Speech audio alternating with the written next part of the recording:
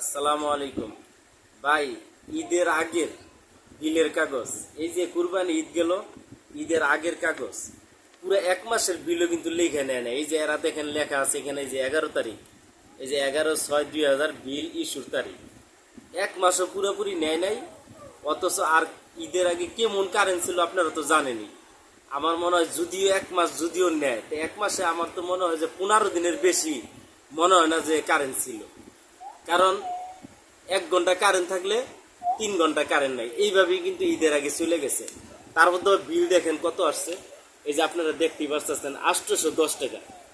আমার এই যে একটা রুম একটা ফ্রিজ, 810 টাকা কিভাবে আসে ভাই বলেন, কিভাবে বিল আসে?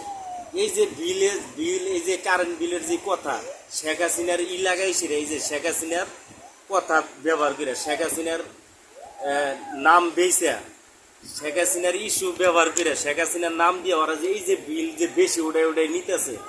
হ্যাঁ, আমাদের মতো সাধারণ যারা জনগণ, আমাদের অবস্থাটা কি হয় আপনারা বলেন তো ভাই, আমাদের অবস্থাটা কি হবে?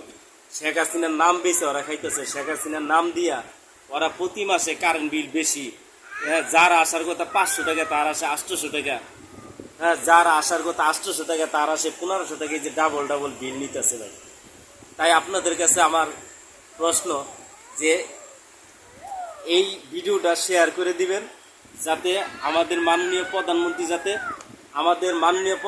যাতে এই ভিডিওটা যাতে দেখতে পায়। এমনকি যারা এই বিল নিয়ে দুর্নীতি করে, এই দুর্নীতিবাজদের ধরে যাতে সে শাস্তি দিতে পারে। আর আমরা যারা অসহায় জনগণ আছি, আমাদের যাতে ভোগান্তিটা কমে। তাই আমার সবার প্রতি আকুল আবেদন, আমার ভিডিওটা শেয়ার করে দিবেন, অবশ্যই লাইক দিয়ে শেয়ার করে দিবেন, যাতে এই ভিডিওটা শেখ হাসিনা পর্যন্ত দেখতে পারে, এবং শেখ হাসিনা যাতে, আমাদের মাননীয় প্রধানমন্ত্রী যাতে এটা একটা পদক্ষেপ নেয়। আসসালামু আলাইকুম।